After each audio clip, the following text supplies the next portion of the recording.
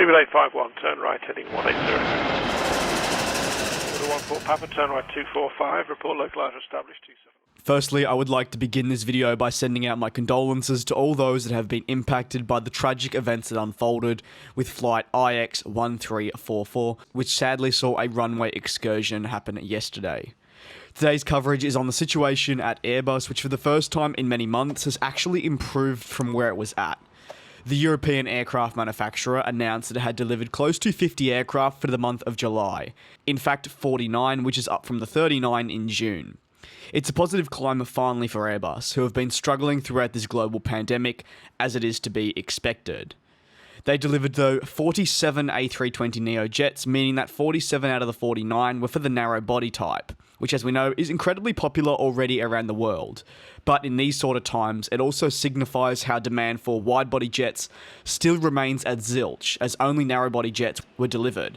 It's something I really want to keep bringing up, as it's crucial to a lot of how these videos are structured. We've already seen the 777X be delayed, we've seen changes to the A350, and we're going to continue seeing it, as airlines do not need additional wide-body aircraft to help with their operations. And staying on that point, it was also recently announced that Airbus would be making changes to their A350 production line, as covered in a video. So it's really evident that these airlines do not need these particular aircraft for flying international services. In regards to orders, Airbus finally broke a long-standing drought without them, with an order for just 2 of the A320neos coming in. Now, these A320neos are headed to an undisclosed customer, which, for anyone that is unfamiliar, means that the destination has not been announced formally yet. This is a very common way to go about orders during air shows, and typically we see it occur for smaller carriers or leasing companies, who have their orders announced at a later date. For the leasing companies, would find out the customer a lot later on. This means that actually for covering them, it's relatively tricky given no real information being revealed, and therefore say I cannot go into where the 2 A320neos will be headed, what aircraft they will be replacing, what routes they're likely to be flying on, and so on. At the current trajectory, the pandemic effects will be seen long into the future, with airlines recovering still as the decade comes to a close. That also goes for aircraft manufacturers.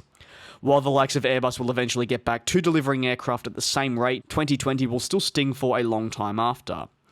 Countless predictions have come in, but the overall consensus is that the industry will not return to pre-pandemic levels until at least 2023, and that's at the very best.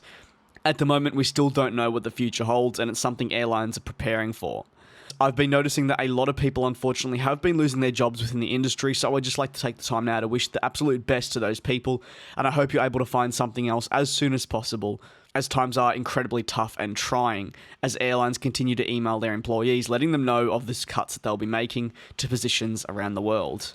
Thank you very much for watching this video of mine. If you have any thoughts, do not hesitate to let me know. I'm now going to get back to my fan, as it is incredibly hot at the moment, and I will see you all next time.